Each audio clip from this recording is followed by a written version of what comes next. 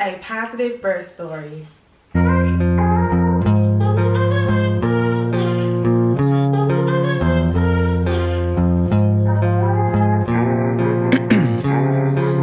Ice in my veins, I've been driving. Hello guys, welcome back to my channel. Y'all, I have been wanting to share this story for so long.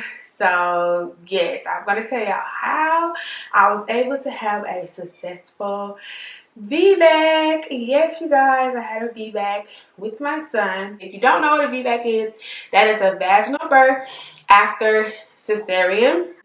So I'm just going to tell y'all all about his birth story. So for those of you that don't know, I've had 2 C-sections. My oldest child, which is my daughter, she is 4 years old. She was born by an emergency C-section from a failed induction. And my first son, who is 3 years old, was just born by a repeat elective C-section. So let me get into the story, y'all. It was October the 29th, 2021. I was going to a non-stress test in the maternal and fetal medicine department of the hospital. And for those who don't know, for a non-stress test, I've had past hypertension. So my doctor signed me up for a non-stress test where they monitor the fetal heartbeat and all of that. They see whether you have contractions and they check your amniotic fluid, making sure it's normal and all of that. So I went to my appointment, and during the appointment, my son did not have any movement. So he did not have any accelerations or decelerations of his heartbeat. They stimulated him, they gave me food to eat and all of that stuff, and nothing. So they called my doctor and called the emergency, or maybe the labor and delivery doctor, basically just see what they wanted me to do. And of course they said that, well, I was 39 weeks at the time.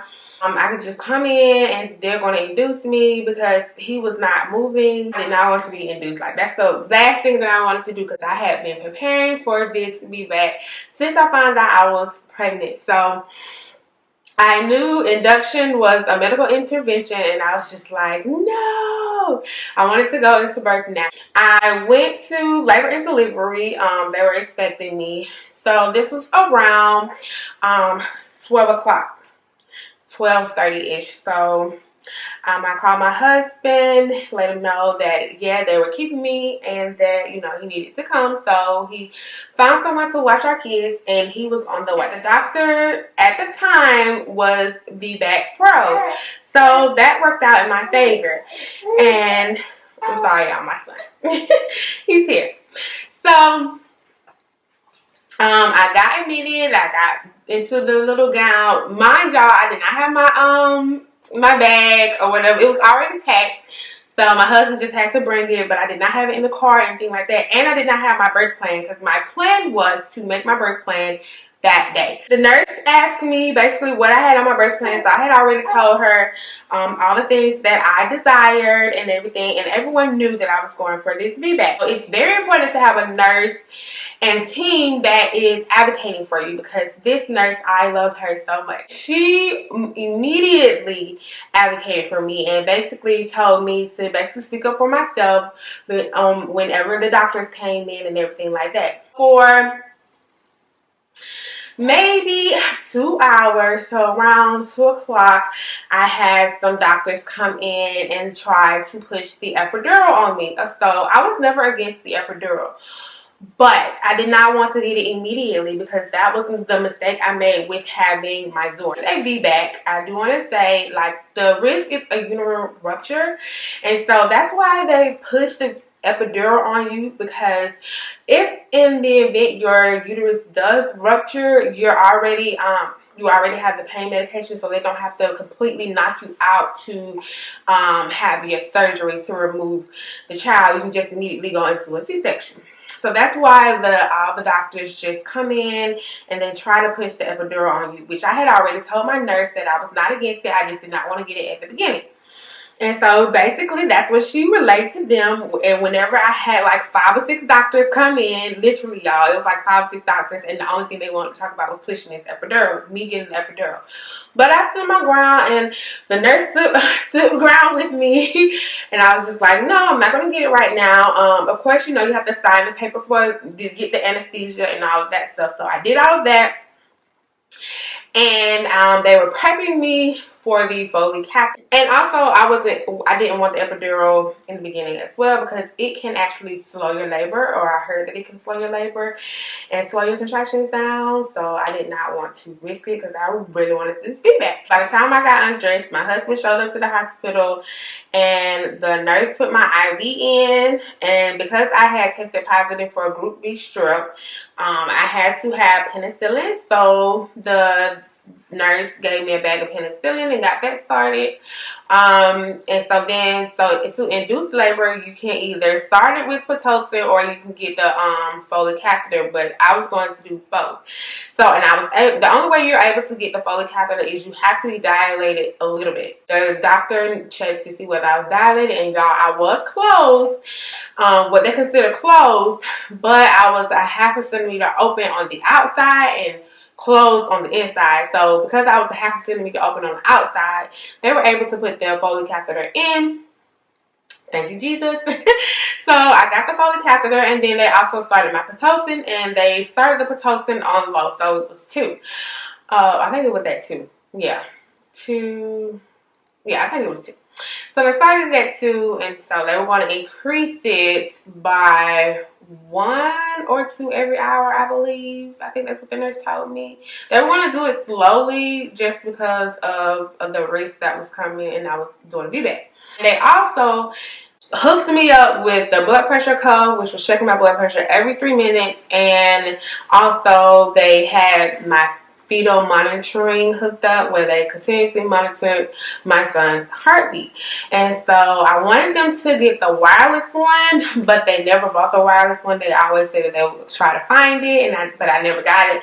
So I wasn't able to walk around, but I was able to stand up. So I stood up immediately, like after, they got me started, my labor started, I was standing up, moving side to side. I could walk around like in a little circle where I was hooked up at, but like y'all, I was not laying in bed because I was determined to dilate. I stood up, rocked, moved, whatever. The contractions came, and their goal was to have contractions every 3 minutes. So whatever that meant to when they had to increase my Pitocin or whatever, that the goal was to have contractions every 3 minutes, because every contraction that I was having was not dilating my cervix, of course. So they wanted to, me to get going. And so a couple hours pass, and another doctor comes in, and they're still trying to push the epidural on me, and the lady basically came in and told me that my success of having this VBAC was 42%. So that is very low, because the success rate of having a VBAC is 60 to 80%. So she came in, she told me that my success rate was 42% based on all of this stuff that they have, the VBAC calculator, and they put in information in there based on your history, your weight and stuff like that. So basically my success rate was 40%. And I was like, cool, y'all. And they telling me all of this, and it's just going in one ear and not the other, because I'm like, I'm going to have this VBAC. I am determined. So I was like, okay, cool. Then she told me about the epidural again. I told them again. And like I said, y'all, my nurse was on it. Every time she heard them going there, she just told them, yeah, she's going. She's not against it. She's not going to get it right now. And I kept telling them that. So it was about 3:30-ish where my labor was starting. So around, it was a couple out, 6, 7, 8, around 9 something. I think shift change happened with the nurses, and I got a new nurse, and so I'm just laboring that whole time, and my Pitocin is being raised up every hour. So this new nurse comes in, and she's aware that I'm trying to have VBAC as well, but she is Pitocin button pushing happy. Like, she just keeps pushing it up. I asked her, for uterine rupture reasons, how far up does this Pitocin need to go? And they say they normally don't go over 20. So, okay, so by this time, I'm probably at 12-ish. So it's coming, the contractions are coming, I'm feeling it, I'm breathing through them, and, doing the methods that I learned through the course I took, you know, my hypnobirthing methods and stuff like that. I'm doing that, working with my husband. He's getting me through all these contractions, y'all. So I'm like, okay, cool, I can do this. And so the nurse comes in, she checks the Foley catheter. She pulls on it a little bit because basically the goal of the Foley catheter is once you're dilated to a certain amount, the Foley catheter should fall out. That's the whole goal. So she was pulling on it, tugging on it, and she could, I guess, tell how far dilated I was by doing that. And so she was just like, you know, a couple more hours. So I was like, okay, fine. So we're breathing through it, and around 2 o'clock, my Pitocin was at 14. And your girl cannot breathe through them contractions anymore. Because by this time, the Foley catheter, the nurse came in, she took the Foley catheter out, and y'all, those contractions were hitting me back to back. And I was trying to breathe through them, but by the time I got through one, another one was coming. So I was just like, yeah, I was ready for that epidural at that time. So, to tell y'all where I was dilated, I was 4 centimeters dilated at that time. So I was like, okay, cool. I made it to 4 centimeters. Thank you, Jesus. So I was at 4 centimeters, and I tell the nurse, I'm ready for my epidural. So the anesthesiologist comes in there, y'all, the original one that came, that I signed the paperwork with. He comes in. Of course, my husband has to go out because they don't, when they do the epidural, they don't like to have other people in there. I got set up to get the epidural, y'all, and he cannot get it. So he literally, the first time he did it, he had to stop because he had to run to an emergency C-section to, I guess, give them their anesthesia. And so I'm in the middle of trying to get my epidural, y'all. Mind you, these contractions are coming, and I'm sitting on the edge of this bed, and you know, you have to lean over to get it. So he runs out, and then he comes back in. So basically, I have to start the whole process over again. And the painful part of the epidural is the lidocaine. So he has to stick me with the lidocaine again. So y'all, he does that, and he still can't get the epidural to work. So y'all, he tried 2 more times, and it didn't work. So I had to get someone else to come in, another anesthesiologist to come in to give me my epidural. And so the lady came in, and she got it on the first try. Thank you, Jesus, because y'all, I had to be stuck 4 times with that lidocaine, y'all.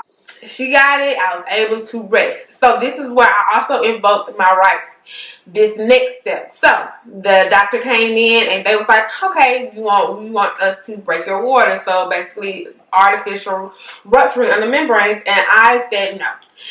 Because I told them no, I did not want my water broken at that time because I needed to rest. Like, y'all, I was so tired because by this time it's like 3 o'clock in the morning. So I had been in labor from 3 p.m. to 3 a.m. So I'm just like, no, not right now. Let's see how I do on my own. And I just really needed to rest since I got the epidural and stuff like that. They was like, okay, you know, they say okay, and they're like, okay, well, you know, this, we need to actually, you know, be progressing in your labor and stuff, because, you know, they're just trying to get you to have your baby. And I'm like, okay. And so she leaves, and I go to sleep. But while I'm sleeping, I have my husband put the peanut ball in between my legs. So the peanut ball is supposed to help you dilate while you're laying down. It's supposed to help, you know, progress your dilation as well. And you're supposed to change it every 30 minutes. I don't think we changed it every 30 minutes, like change positions every 30 minutes. We didn't do that. But he did put it in between my legs so that, you know, I can help with dilation. So about 4 hours later, the doctor comes in and checks me again, and she was like, okay, you dilated to 5 centimeters. So y'all, I only did 1 centimeter, but by that time I had a little rest, so I was like, okay, we can proceed with you know, rupturing my water. So they broke my water. I want to go back and say, when I did get my epidural though, my blood pressure tanked. So it was like they had to give me medicine and my IV to raise my blood pressure. So they were checking that like every minute or so because my blood pressure was really low. But eventually it came up like after 15 minutes of getting the raising of the blood pressure medicine, and you know, everything got through my system because I just had, my jaw had so much fluid going through my body. I had penicillin, the fluid, and epidural, like all this going through my body. So it was just a lot going on. So they came and checked me, like I said, 5 centimeters, and then they broke my water, and labor continued. You know, I stayed in the bed. At this time, I can't get out the bed because I have the epidural, so I can't move. And I'm laying in bed, but like I said, I'm maneuvering with this peanut ball. My husband's changing it probably every hour or so, or if I remember, I was like, oh, we need to change the peanut ball again. And, you know, I'm moving from side to side and stuff like that. And so it had to be around 12:45. Oh, and I also invoked my, let me go back. I invoked my right to not get checked a lot, because once you know your water breaks, they have this thing where they're supposed to like check you once you reach like 6 centimeters every 2 hours, and stuff like that. And I told them no, I did not want that, because once they break your water, then you're at risk for an infection. So I didn't want to be checked until I told them I wanted to be checked. And they listened, and you know, that's what basically what happened, because around 12:30, no, it had to be like 1 o'clock. It had to be 1 o'clock.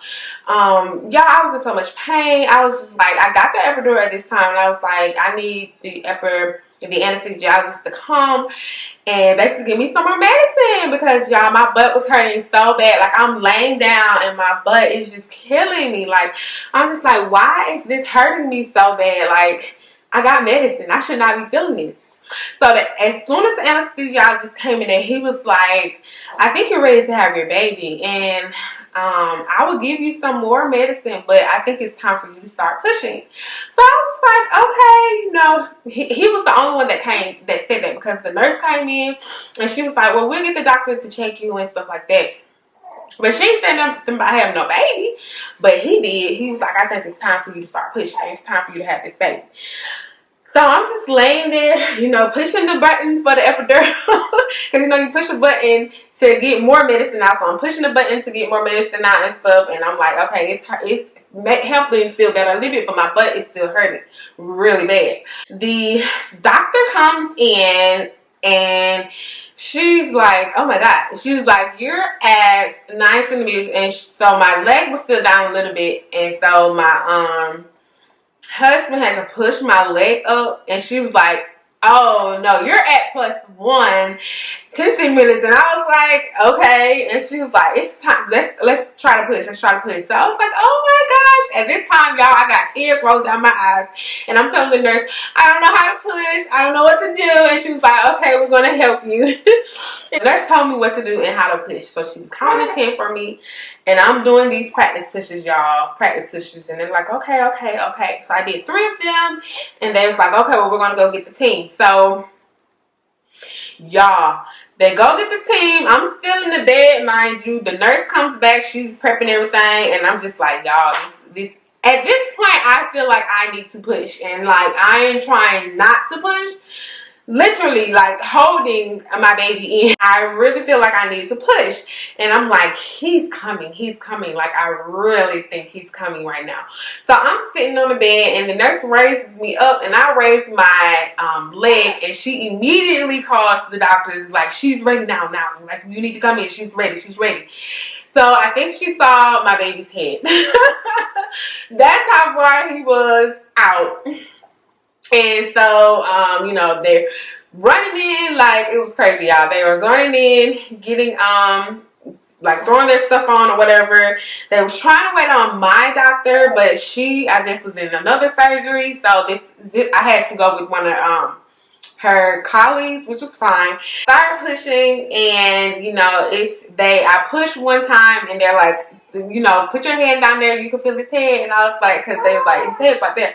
And y'all felt his head, and I was like, oh my gosh. And so then, like, I don't think I was in shock. Mind you, I had my mask on, so nobody could see my facial expression or anything like that. But I think I was in shock at this point. I was like, I'm really doing it. I'm actually doing it. And I pushed 2 more times, y'all. 2 more times, and he was out. So I pushed a total of 3 times, and he was here at 1:58 p.m. He was 7 pounds, 5 ounces. and I think 20 or 19 inches long, I believe. Y'all, he came on out. They put him on my chest. They wiped him off a little bit, put him on my chest, and I was just like, oh my gosh, like I did it. I actually did it. I had a VBAC, y'all. I was so excited. And so everybody of course tells you congratulations and all of that, because it's like having a VBAC is, I guess, it's just so risky. But they was like, congratulations, you did it. And I was like, yes. And my husband cut the umbilical cord, and yes, he was in. So I was in labor for 12. I was in labor less than 24 hours, so like 22 hours in labor, which was not bad. Not bad, but you know, I am so thankful and I was happy. And so he came. I did have a second degree tear, and my cervix did tear. I had to sew me up afterwards, but y'all, I don't even. So I know you're supposed to deliver your placenta afterwards. I don't remember delivering my placenta. Like I think, like I didn't push for it to come out, so they may have pulled it out. And they asked me, do I want to see it? And I said yes, but I never got to saw it because they ended up throwing it in the trash or something before I was able to see it. So yeah, and then they sewed me up, and then I was ready to go. Like the good thing about this delivery was like after 2 hours or so, because they cut the epidural medicine off while they were sewing me up. So and it probably wasn't even 2 hours. Probably like an hour later, I was able to get up and go to the bathroom on my own and basically go to my room on my own. So yes, y'all, I just wanted to share his birth because, y'all, it was like 42%. And, y'all, it was so amazing to make those doctors eat their words. I know. They were coming from a medical standpoint, but your girl knew she was going to have a VBAC. Like, I spoke that up in faith, and, yes, your girl had that VBAC. So, and it was nice for the ones who can't say, especially the doctor that said I was at 42%. She was like, you did it. I was like, yes, I did it. Thank you, God. I did it because it was all him. But thank y'all for watching this video. I just wanted to encourage someone out there that is actually thinking about going through the VBAC. Like, you can actually do it, and you can actually do it when you're induced. Even though it's, you know, you'd rather go into labor naturally, but even if you're induced, you can have a successful VBAC. Thank y'all for watching this video, and I will see y'all in the next one. Bye. In my veins, I've been driving this train. Years in this lane, there's no stopping this flame. Cause I came to the game and I changed it to play how I like, rearranged it to my own domain. Yeah, I got what it takes, made lots of mistakes, taking shots, skipping breaks, feeling